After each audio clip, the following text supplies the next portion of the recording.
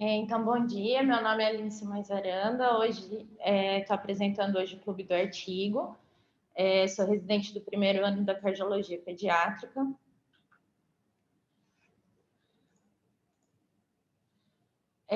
Hoje eu vou apresentar a primeira parte dessa declaração, na verdade, da American Heart Association, que fala da avaliação e tratamento de crianças e adultos com circulação de Fontan.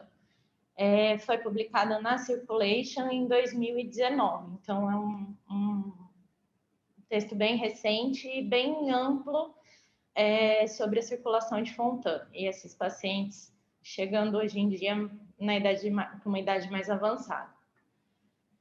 Então, a introdução. A paliação de Fontan foi introduzida em 1968 e melhorou a sobrevida de pacientes com todos os tipos de anatomia de um ventrículo único. A população mundial de pacientes com Fontan cresceu para cerca de 50 mil a 70 mil em 2018. 40% deles, hoje em dia, já com mais de 18 anos de idade. A estimativa atual de sobrevida em 30 anos é de aproximadamente 85%. Muitas alterações no estado geral dos pacientes com Fontan estão relacionadas à biofísica e à fisiologia de sua anatomia e das alterações feitas nessa cirurgia. A circulação de Fontan combina uma pressão venosa central anormalmente elevada, que é necessária para que a circulação funcione, e com um débito cardíaco diminuído. Isso resulta numa cascata de consequências fisiológicas. Então, os riscos enfrentados por esses pacientes incluem fadiga progressiva, insuficiência cardíaca, arritmia e complicações de órgão-alvo. Então, qual é o objetivo dessa declaração da American Heart Association?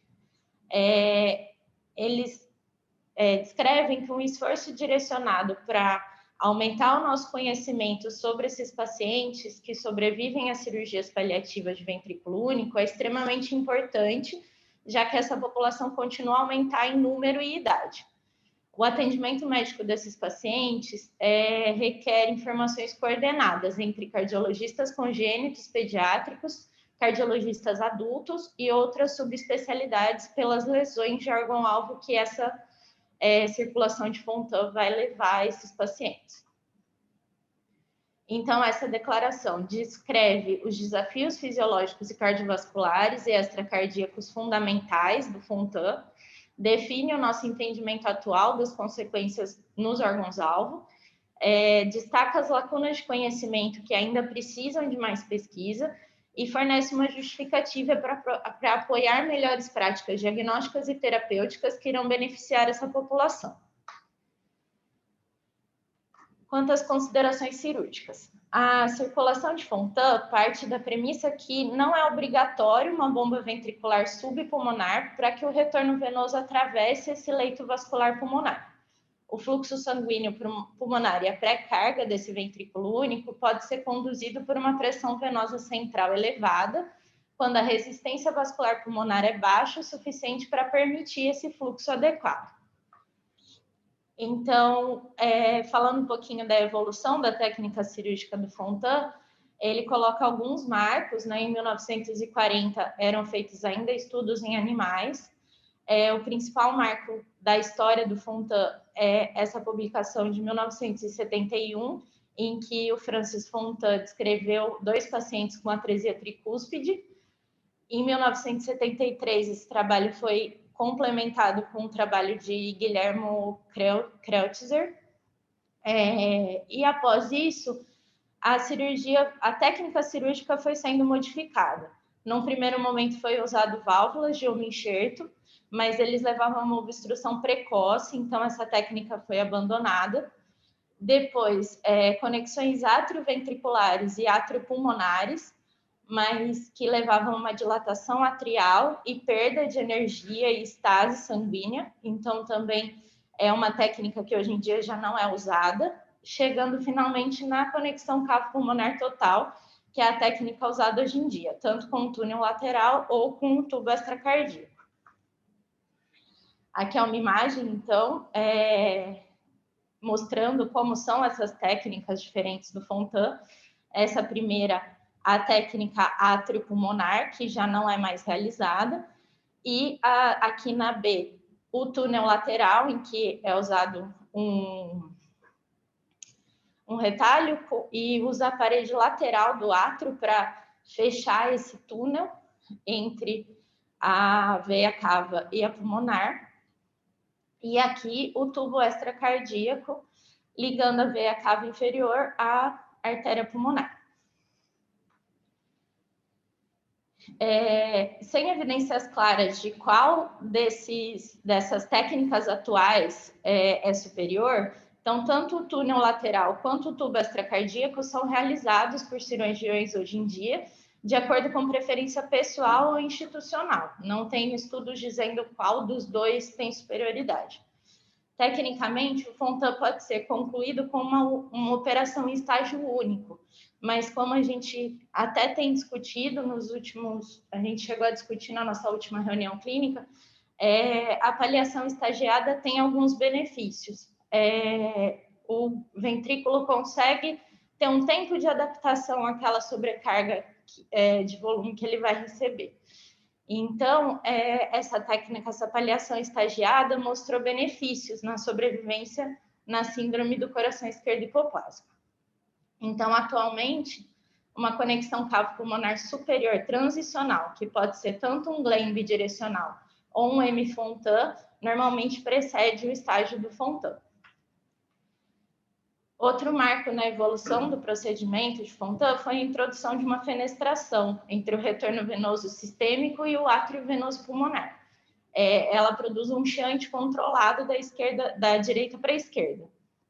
Essa fenestração aumenta a pré-carga ventricular, diminui em parte a hipertensão venosa sistêmica e o principal benefício clínico parece ser a redução na quantidade e na duração da drenagem pleural após o procedimento do Fontan. Quanto à idade e o peso, não tem uma padronização para a passagem da circulação cavo-pulmonar superior para a conclusão do Fontan, mas a maioria dos centros hoje em dia usa a idade entre 2 a 4 anos, apesar dessa idade tem sido reconsiderada, e a investigação pré-operatória tradicionalmente inclui o ecocardiograma, o cateterismo cardíaco e a tomografia computadorizada ou ressonância. Quanto aos fatores de risco que não são modificáveis, que podem contraindicar o Fontan, uma doença pulmonar crônica com hipertensão pulmonar, a disfunção ventricular sistólica ou diastólica grave, a estenose da veia pulmonar, e outros fatores de risco que são potencialmente modificáveis. A regurgitação da válvula atrioventricular ou semilunar moderada ou grave, ela requer um reparo ou a substituição dessa válvula antes do procedimento do Fontan, ou concomitante, pode ser feito no mesmo procedimento. A estenose ou hipoplasia do ramo da artéria pulmonar também requer uma arterioplastia ou um implante de stent pré-Fontan. E arritmias. No caso de fatores de risco para arritmia ou de arritmia já no pré-operatório, ele indica a colocação de eletrodos epicárdicos no intraoperatório do procedimento de Fontan. Esse daqui é o primeiro gráfico que a gente tem nesse estudo. Ele trata-se de uma curva de Kaplan-Meier, que a gente já viu várias vezes aqui no Clube do Artigo, né? Ela está adequada, a gente vê que no eixo Y ele coloca a porcentagem de pacientes livres do evento, que nesse caso ele considerou morte ou transplante, então aqui é a porcentagem de pacientes que sobreviveram sem transplante, e aqui no eixo X a passagem do tempo. E ele dividiu nessas 3 curvas coloridas onde ele colocou. Na curva verde, os pacientes que passaram por procedimento mais recentemente, então entre 2003 e 2009, e a curva vermelha, os pacientes que passaram por procedimento numa época mais anterior, né? Então entre 92 e 96. mostrando aqui o que ele considerou uma evolução da técnica cirúrgica mesmo, trazendo melhores resultados. Então, a gente vê a vermelha, que a anterior tinha uma sobrevivência livre de transplante menor ao longo dos anos, chegando aqui a 69%, enquanto que a verde, a gente vê taxas melhores de sobrevivência, né? Chegando aqui a 95% em 10 anos. Aqui na curva B, ele também é uma curva de Kaplan-Meier. Aqui inclusive, esqueci de falar, mas ele encontrou significância estatística na diferença entre essas três curvas. Aqui na B, ele desconsiderou os pacientes que morreram antes de um ano do Fontan. Então, aquelas complicações precoces, ele excluiu dessa curva. E aí ele viu que esses grupos de pacientes tinham taxas parecidas. Então, o que faz a gente concluir que talvez essa evolução da técnica alterou principalmente a sobrevida dentro do primeiro ano pós-Fontan. Aqui não tendo significância estatística entre a diferença entre as curvas. Quanto aos resultados de sobrevivência, há uma grande variação na sobrevivência relatadas na literatura. Essas variações podem ser explicadas tanto pelo impacto da época, a evolução da técnica cirúrgica, a heterogeneidade das características fisiológicas nas diferentes formas de um único ventrículo e as indicações para a cirurgia. A técnica atriopulmonar de Fontan apresenta resultados piores ao longo prazo do que as versões mais recentes, que seria o túnel lateral ou o tubo extracardíaco. Então, hoje, a sobrevivência em 20 anos é estimada em 61% a 85%. E a previsão é que essa população que está sendo operada hoje provavelmente terá uma sobrevivência de 85% em 30 anos. Um ventrículo único direito apoiando essa circulação de Fontan, então no caso das síndromes do coração esquerdo hipoplásico, não afeta a sobrevida precoce, mas esses pacientes acabam apresentando uma maior morbidade. Então, os fatores que são associados à pior sobrevida, que foram encontrados, os fatores que foram descritos nos estudos mais recentes, a gente pode colocar o sexo masculino, a presença de uma válvula atrioventricular comum, idade avançada na operação de Fontan, a pressão arterial pulmonar elevada no pré-operatório ou no pós-operatório precoce, a cirurgia concomitante, alguma outra cirurgia concomitante no momento do Fontan, derrames pleurais prolongados, presença de complicações tardias e a necessidade de marca-passo ventricular. Apesar da melhora na sobrevida dessa população, a carga de restrições fisiológicas e morbidades associadas ainda permanece alta. 50% apresentam algum evento adverso antes de atingir a idade adulta.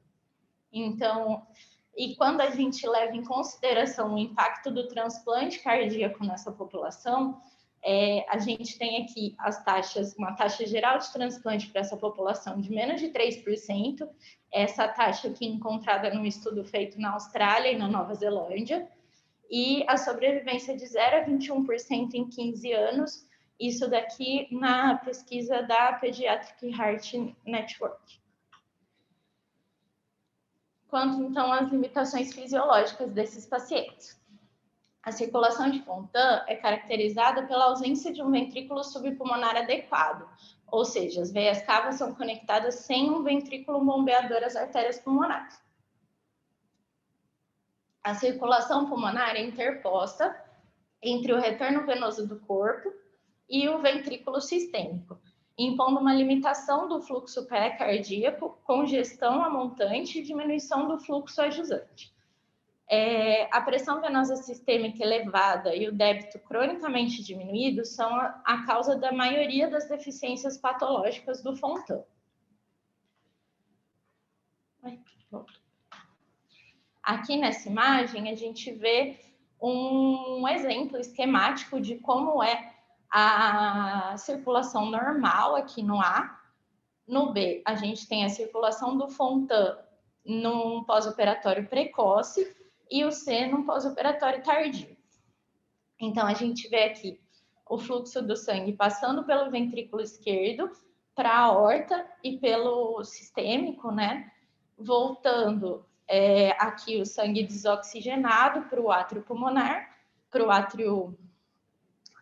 as artérias pulmonares, desculpa, para o átrio, para o ventrículo direito, aqui para as artérias pulmonares, sendo oxigenado no pulmão, voltando para o átrio esquerdo e para o ventrículo esquerdo. No B, a gente vê a circulação do Fontan, em que esse sangue passa pelo ventrículo único para a aorta e para o sistêmico e volta desoxigenado pelas veias cavas, já com uma pressão mais elevada, indo para o átrio, para a pulmonar diretamente, desculpa. Então, a gente vê uma pressão venosa elevada aqui do sangue indo diretamente das veias cavas para as pulmonares e depois voltando para o átrio e para o ventrículo único. O que acontece com essas alterações?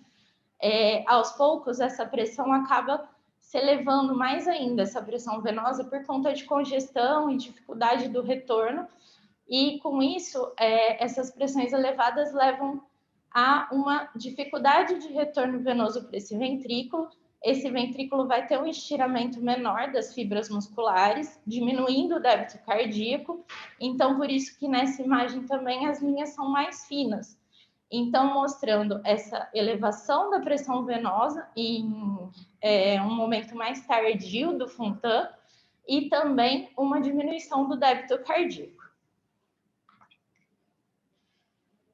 O caminho venoso.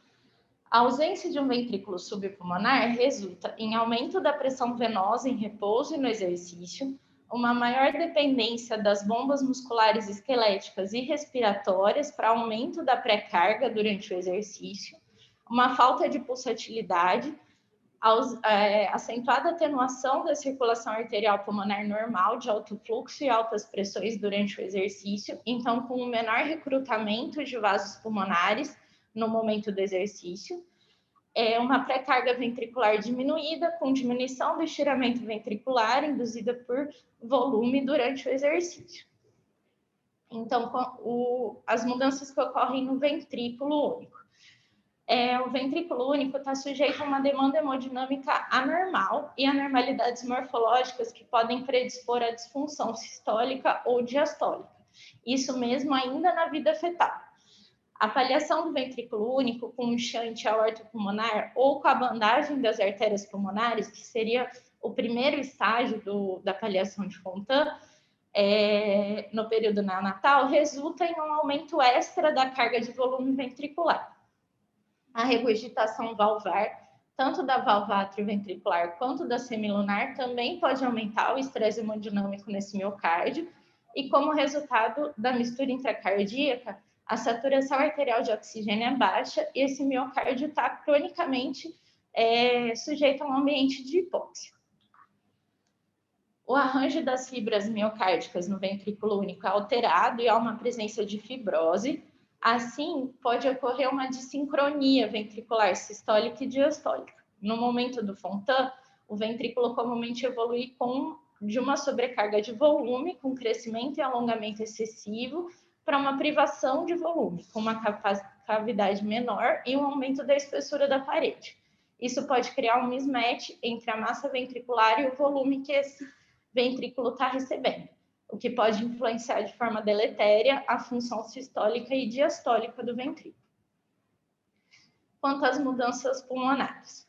Nos pacientes de Fontan, os vasos pulmonares estão sujeitos a múltiplas alterações em cada fase da paliação, o que pode afetar o desenvolvimento vascular pulmonar. A distribuição do fluxo para o pulmão pode também não ser uniforme. Como resultado, pode acontecer uma hipoplasia adquirida ou uma doença vascular do leito pulmonar. As características fisiológicas anormais da vasculatura pulmonar incluem um volume de fluxo cronicamente diminuído, um fluxo brônquico levemente desaturado, um fluxo colateral aortopulmonar aumentado, mistura subótima de fluxos de cavo inferior e superior, disfunção endotelial, ausência de pulsatilidade e ausência de aumento do fluxo episódico e da pressão, que é o que ocorre durante o exercício. Esses fatores contribuem para uma trama vascular, para um trauma na vasculatura pulmonar. A resistência vascular pulmonar é elevada e crescente, e isso tudo leva a uma insuficiência circulatória do Fontan. Então, a insuficiência circulatória e a disfunção ventricular. Agora, entrando nas complicações mesmo que acontecem após o Fontan. As consequências da insuficiência cardíaca progressiva nesses pacientes são substanciais e resultam em morbidade cardíaca e não cardíaca, que afetam a sobrevida e a qualidade de vida. Há duas categorias de insuficiência cardíaca no paciente com Fontan. A clássica insuficiência ventricular, que a gente vai ver aqueles sintomas clássicos de cansaço, de rebaixamento de fígado, e a insuficiência circulatória do Fontan, que é consequência fisiológica da elevação crônica da pressão venosa sistêmica e do baixo débito cardíaco.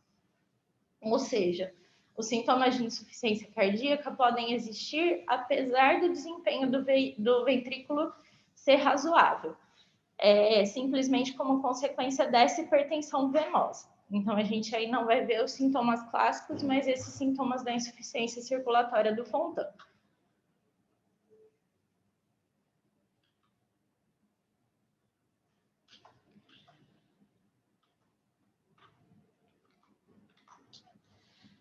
Apenas 45% dos pacientes submetidos ao Fontan atrioventricular permanece livre de morte, transplante cardíaco ou insuficiência cardíaca classe 3 ou classe 3 a 6 da New York Heart Association. Essa daqui é aquela técnica que hoje em dia já não é mais tão usada. Então, apesar da melhora da sobrevida em longo prazo com um túnel lateral e com um conduto extracardíaco, a insuficiência circulatória continua sendo uma importante causa de morte nessa população. A mortalidade no paciente com circulação de Fontan admitido com insuficiência cardíaca foi de 24% em um ano e de 35% em 3 anos. Quanto à cianose. O objetivo da operação de Fontan é separar o retorno venoso sistêmico do pulmonar, embora ainda aconteça alguma mistura nesses pacientes. Então, a saturação no repouso em ar ambiente é esperada na faixa de 90 a 95, caindo para menos que 90 durante o exercício. Então, os fatores que podem levar a cianose numa circulação de Fontan estão destacados aqui nesses quadradinhos. O sangue do seio venoso coronário desoxigenado normalmente drena para essa câmara venosa pulmonar e se mistura com sangue venoso pulmonar.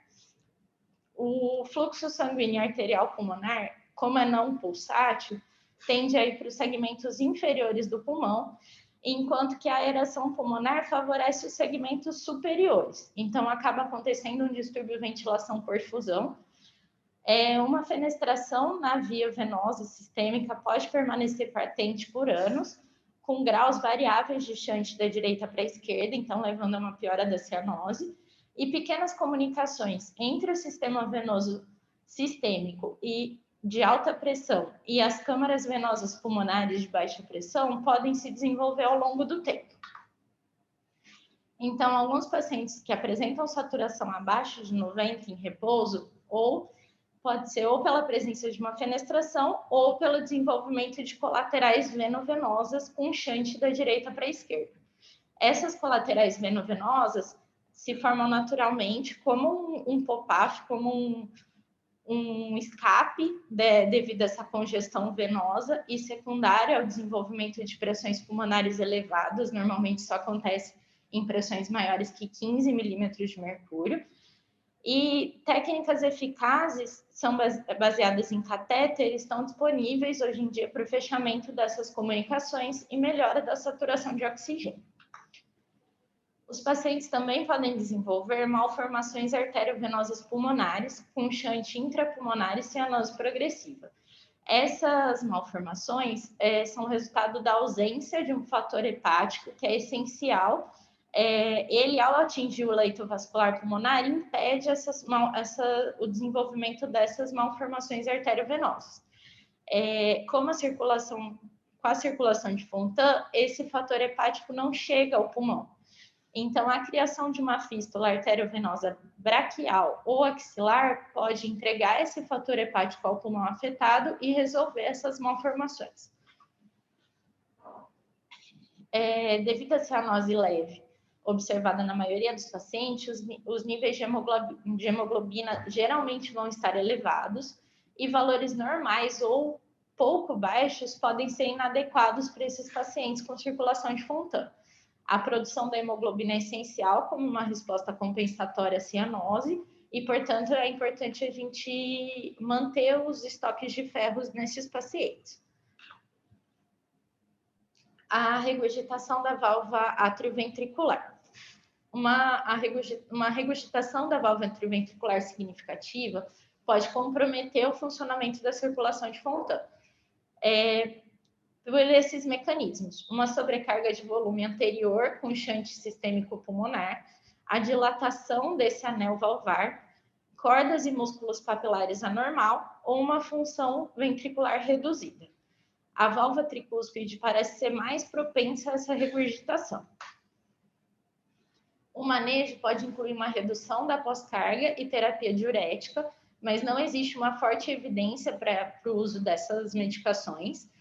O reparo escalonado e a técnica do reparo da válvula atrioventricular possibilitaram que a conclusão do Fontan fosse feita nesses pacientes.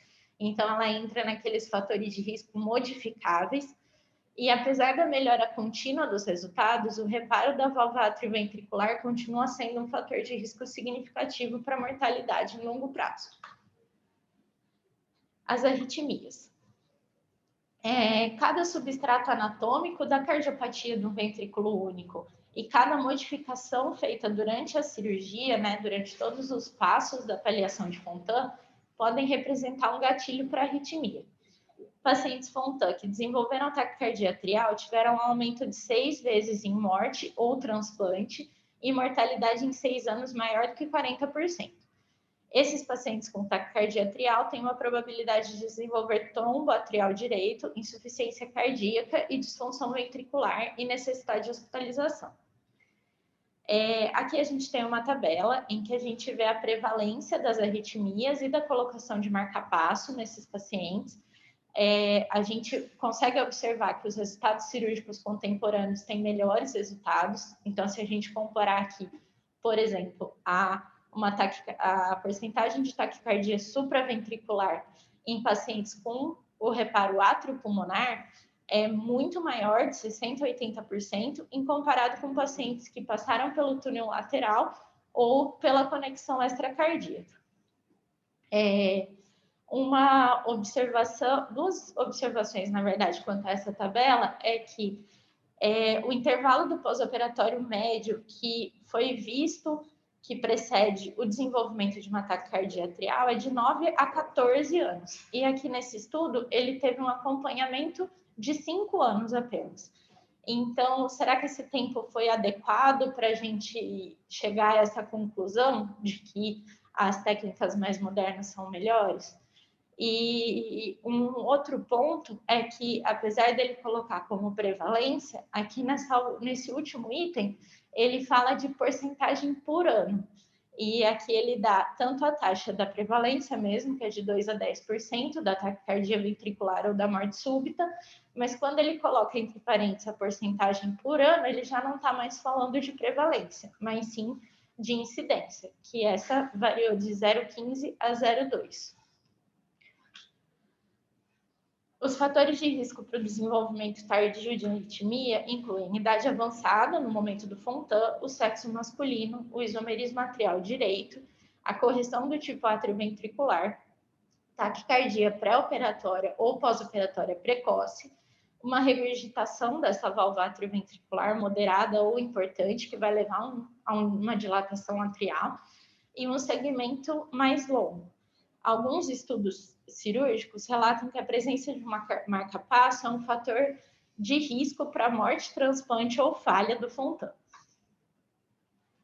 O controle autonômico da frequência cardíaca também é prejudicado nos pacientes com Fontan, com uma menor variabilidade da frequência cardíaca e sensibilidade barorreflexa deprimida. O aumento da frequência com o esforço é importante para aumentar o débito cardíaco durante o período de maior demanda. Essa resposta prejudicada tem sido relatada em 62% dos pacientes. Uma combinação de reserva cardíaca diminuída e consumo máximo de oxigênio no teste de esforço ou incompetência cronotrópica identifica os pacientes com risco aumentado de mortalidade precoce. Então, ele sugere que o teste cardiopulmonar também é um exame importante para esses pacientes com Fontan. Pacientes apresentando arritmia necessitam de uma avaliação para anormalidades hemodinâmicas associadas, com terapia intervencionista conforme o indicado, além da indicação de anticoagulação.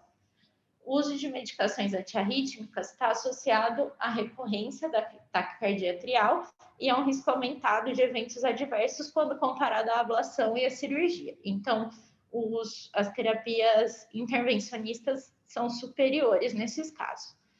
Atualmente, pacientes mais velhos de alto risco são considerados para transplante cardíaco em vez de uma cirurgia de conversão de Fontan.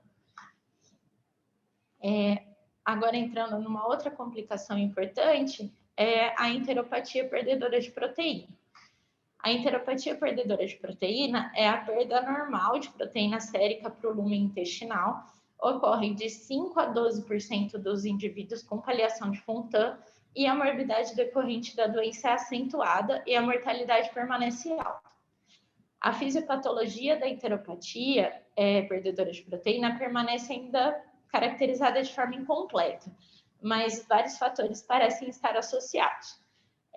A melhor explicação que a gente tem é um aumento dos vasos linfáticos anormais em todo o trato intestinal, uma congestão linfática por esse aumento mesmo da elevação da pressão sistêmica, né? Então, uma congestão linfática que pode levar ao extravasamento e vazamento por esses canais, associado a uma elevação da pressão nas veias sistêmicas, então essa drenagem linfática fica ainda mais difícil, levando ao derramamento de material rico em linfa para o trato intestinal de baixa pressão e perda de proteína entérica.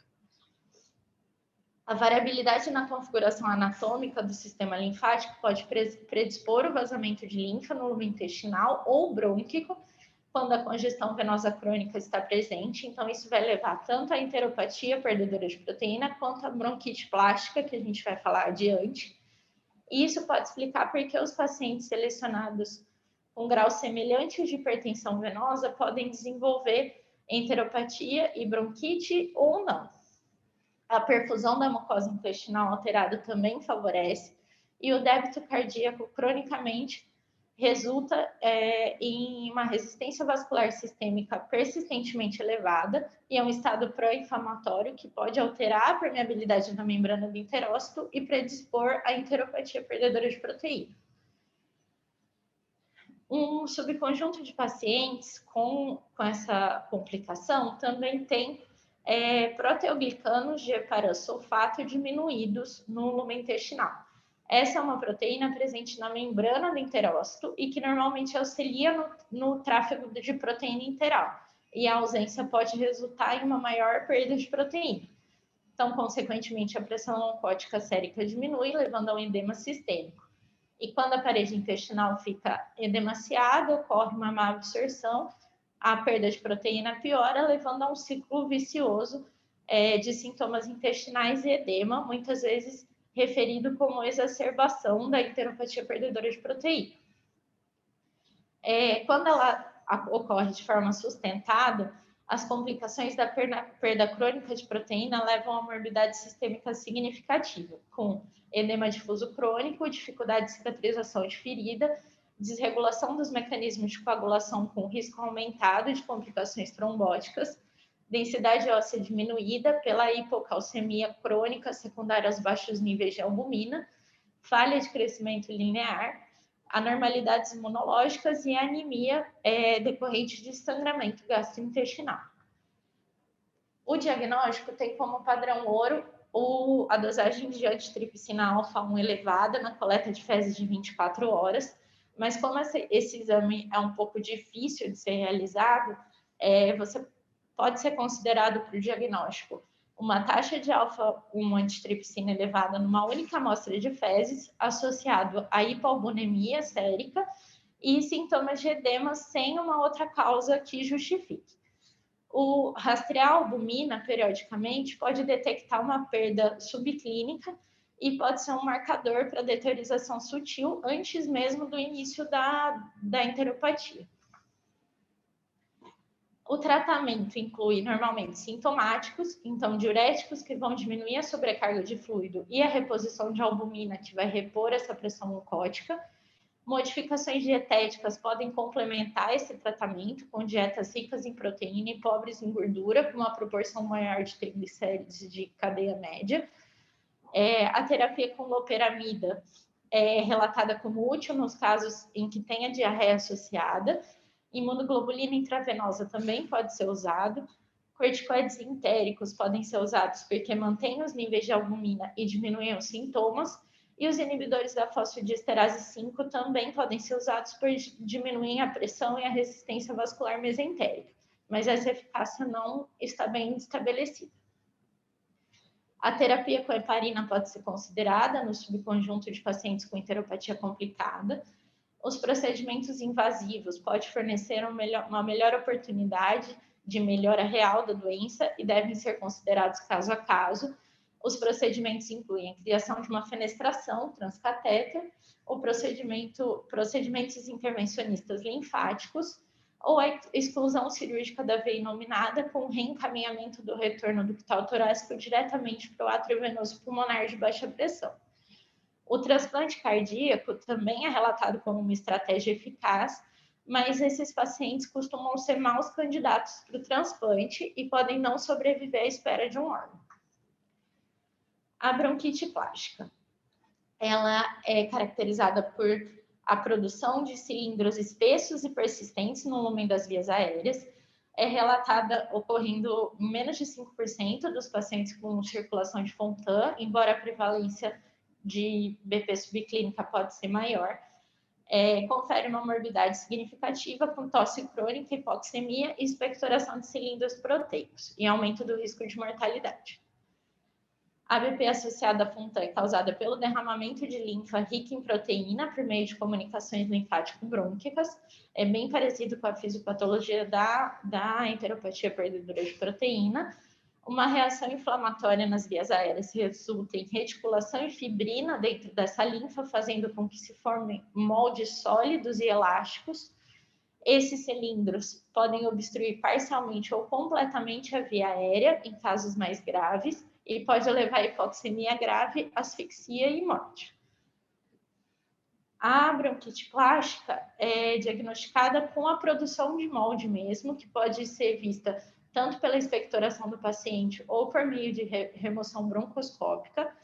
Os sintomas de tosse crônica, sibilância ou sintomas respiratórios não responsivos à terapia broncodilatadora em pacientes com circulação de Fontan podem levar a considerar um possível diagnóstico de BP. O tratamento inicial deve ser direcionado para os sintomas. A terapia vasodilatadora pulmonar e o tratamento com diuréticos, particularmente com a inibição de aldosterona, pode ser útil.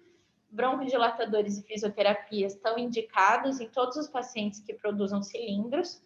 Terapia com mucolítico também foi relatada como eficaz na melhora da mobilização desse molde. E a terapia a longo prazo com ativador de plasminogênio tecidual para prevenção do molde foi relatada.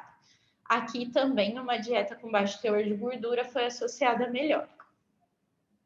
A hipoxemia significativa ou a dificuldade respiratória ou o choque deve ser tratado com broncoscopia de urgência. E até recentemente a terapia mais eficaz para essa complicação foi o transplante, eliminando a circulação de Fontan. A sobrevivência aqui, nesse caso, é favorável e comumente resulta em remissão total da doença.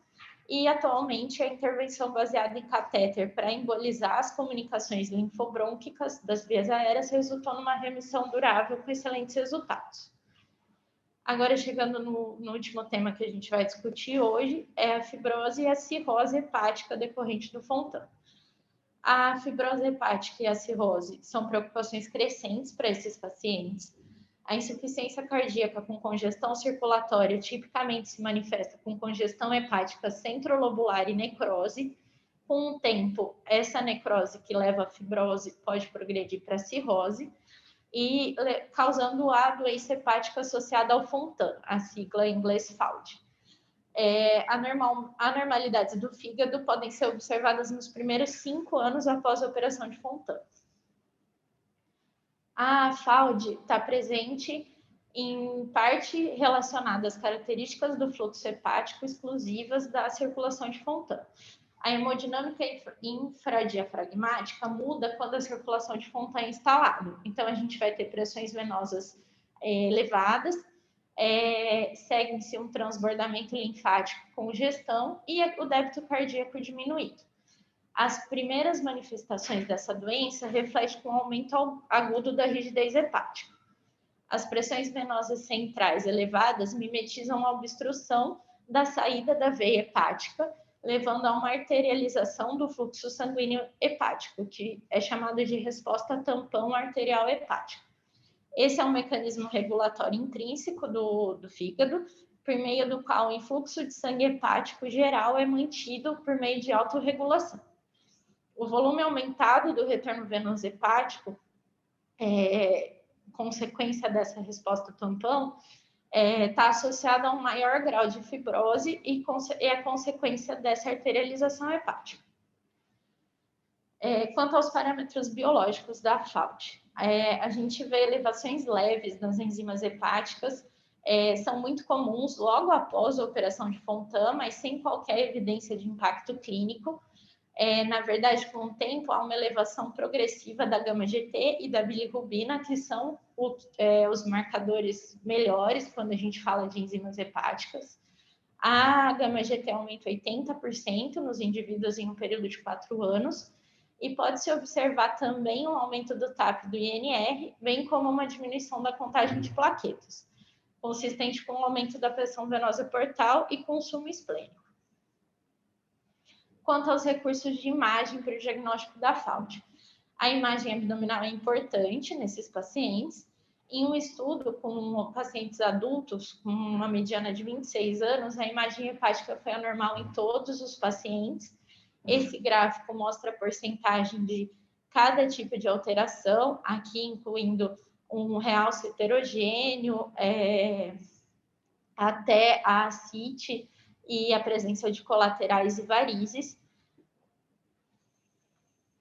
O ultrassom é relativamente insensível para detectar alterações fibróticas, mas é capaz de fornecer outras informações importantes na avaliação seriada. O ultrassom identifica volumes aumentados do fígado nas fases iniciais, hepatopatia congestiva e diminuídos associados à hipertrofia relativa do lábio caudado, conforme a fibrose progride. E à medida que as pressões venosas centrais e as resistências transhepáticas aumentam, o ultrassom pode mostrar para a gente a presença ou ausência do fluxo portal anterógrado, um aumento da artéria hepática quando começa a arterialização e mudanças nas resistências ao fluxo celíaco e mesentérico ao Doppler. A elastografia é uma medida feita tanto pelo ultrassom ou pela ressonância que vê o grau de fibrose hepática. Ela é importante na avaliação da FALD e promete ser uma ferramenta valiosa para avaliação em série da progressão dessa rigidez hepática ao longo do tempo. Então, a gente vai ver uma velocidade da onda de desviamento anormal. Nesses pacientes com FONTAN, ela é de 2,2, o normal seria até 1,8. E a elastografia também pode ser feita por ressonância. A rigidez hepática reflete uma combinação de fibrose e congestão venosa e padrões alterados de complacência hepática que estão sempre presentes na FALD. A toma e a ressonância fornecem informações complementares detalhadas e precisas sobre a morfologia e estrutura do fígado e os padrões de realce vascular. Nessa imagem, a gente vê um exemplo de alterações que a gente pode ver na ressonância. Aqui, um realce bem discreto, só aqui na periferia do lobo direito. Na B, a gente já vê uma alteração do realce difuso. Na C, já com presença de fibrose. E aqui uma alteração mais importante, e aqui apenas no lobo direito e não no lobo caudal. Quanto às mudanças histológicas. Em um relatório de biópsia hepática, realizado em 67 pacientes com circulação de Fontan, algum grau de fibrose hepática e cicatrizes foram observados em todos os pacientes. Um amplo espectro de alterações histológicas estão associados à FALT. Os graus de fibrose hepática podem ser vistas por coloração de tricômio de Mason, ou, mais recentemente, uma quantificação mais objetiva dessa carga fibrótica foi proposta com a utilização desse outro tipo de coloração, que é a Sirius Red. A fibrose hepática é conhecida por ser reversível em alguns casos.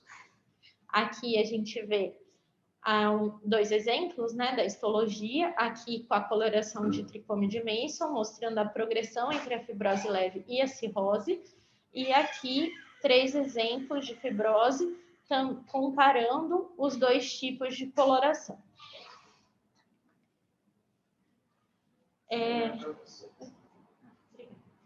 A manifestação mais extrema da lesão hepática associada ao Fontan é o carcinoma hepatocelular. Em um relatório de 33 pacientes com diagnóstico do carcinoma, após uma operação de Fontan, a prevalência foi de 1,3%. O prognóstico é bastante ruim e mais da metade dos pacientes morrem dentro de 2 anos.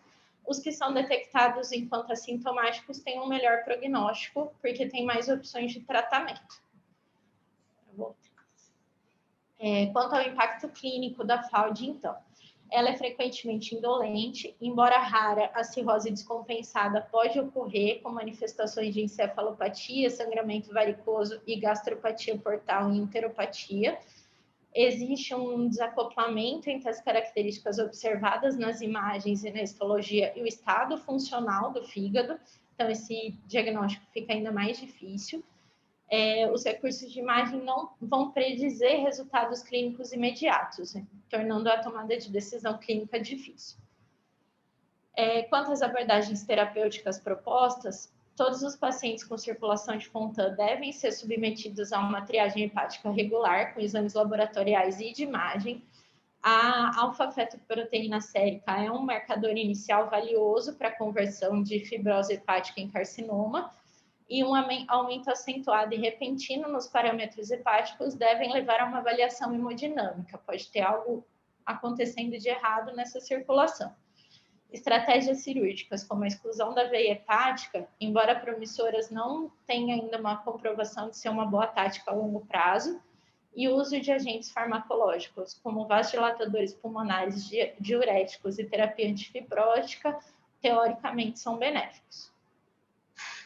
A saúde preventiva geral do fígado desses pacientes é aconselhado, então a gente deve orientar os pacientes a evitar toxinas hepáticas, evitar o álcool, evitar altas doses de acetaminofeno, evitar drogas hepatotóxicas, sempre avaliando o risco-benefício, vacinar todos esses pacientes contra hepatite B, evitar o fumo e prevenir o sobrepeso e a obesidade.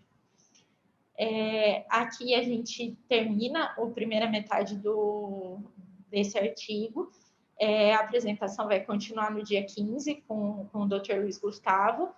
E só terminando, como tradicionalmente a gente faz, eu fiz a classificação do artigo. Quanto às características intrínsecas, ele é um artigo do tipo quantitativo, descritivo. Quanto à característica espacial, trata-se de um estudo de campo.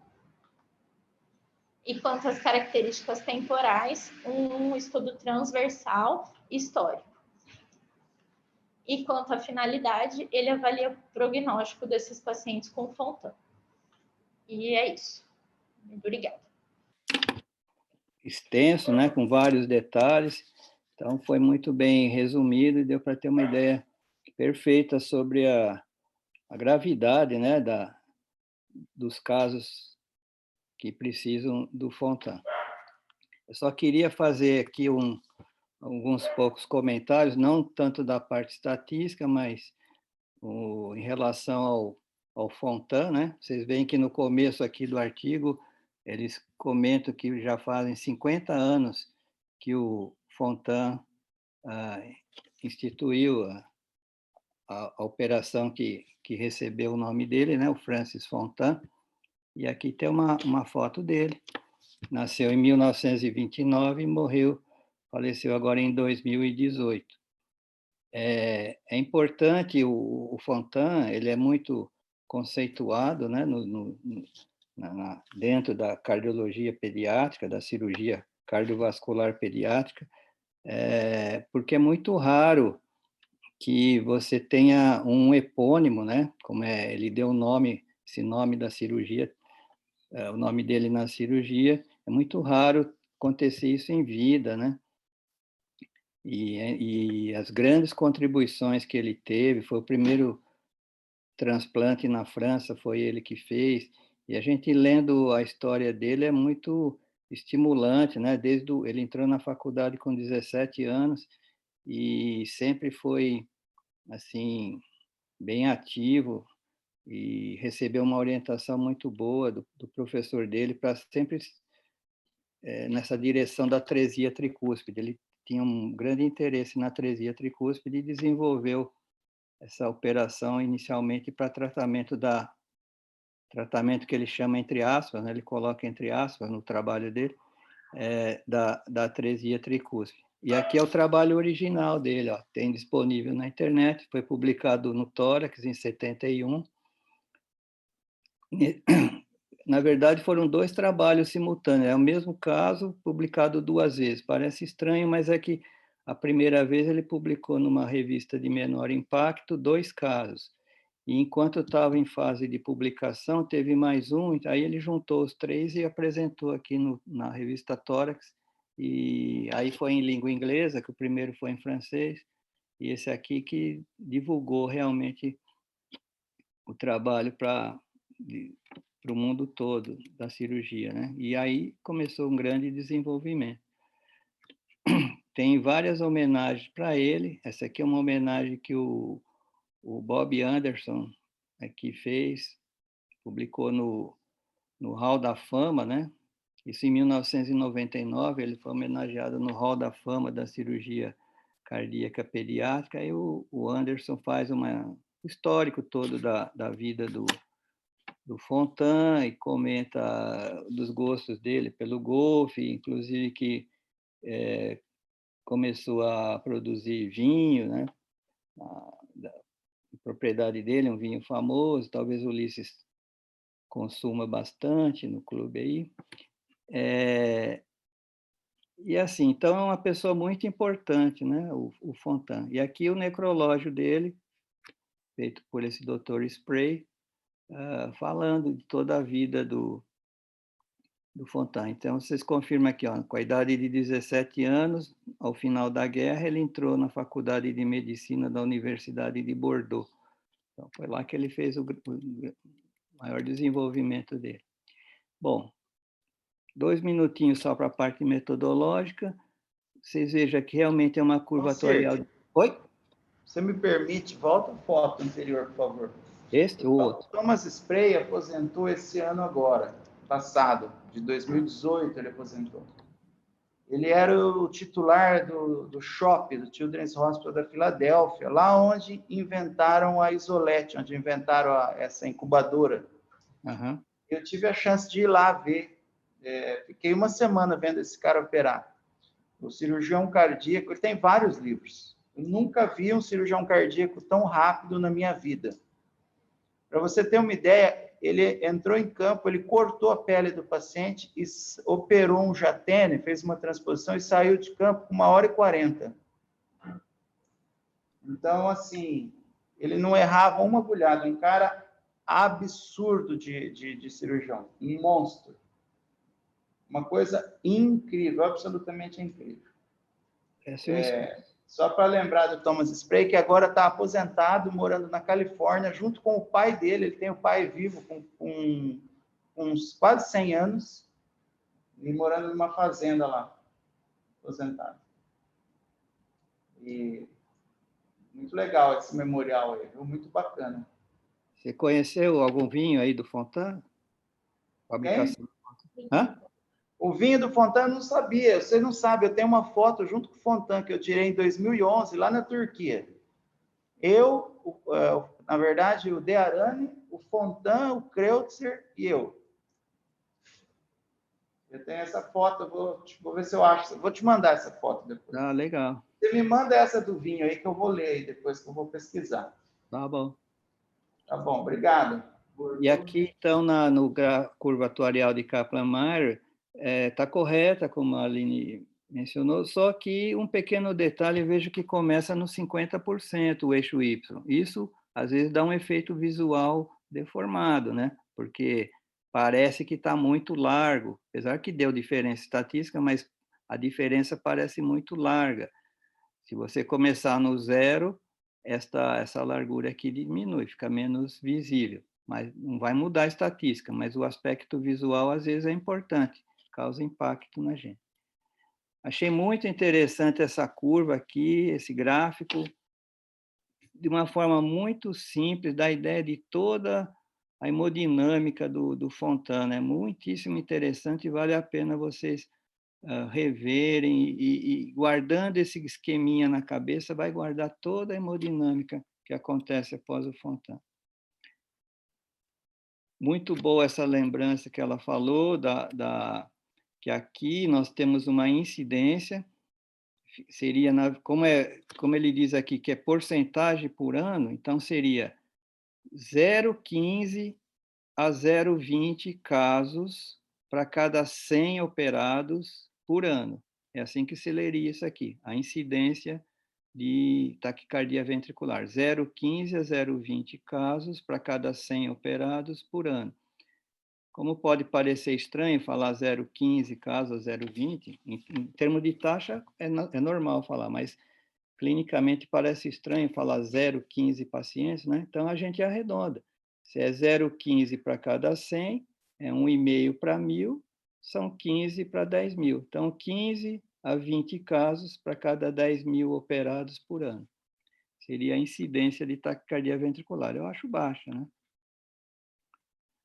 Então, isso aí é incidência. E o resto tudo é prevalência, porque é porcentagem. E essa última curva, esse gráfico que foi mostrado, é um gráfico de coluna, né? Está correto, colunas separadas, porque são variáveis qualitativas, só que tem uma ilusão de ótica aqui, digamos assim, porque ele colocou no eixo Y a porcentagem de ocorrência de casos e não o número de casos. Então, aqui, na primeira coluna, tem 42 casos, dos quais 98% desses 42 tiveram essa alteração heterogênea. Aqui no outro já são 53 casos, dos quais 80% tiveram hipertrofia segmentar. Então, as alturas não são realmente equivalentes à quantidade de casos, e sim as porcentagens dentro do grupo, né? Então, vocês imaginam se tivesse 2 casos apenas e os 2 com problema, seria 100%, né? Muito diferente do outro aqui, que tem 53 e deu 78%. Então, atenção para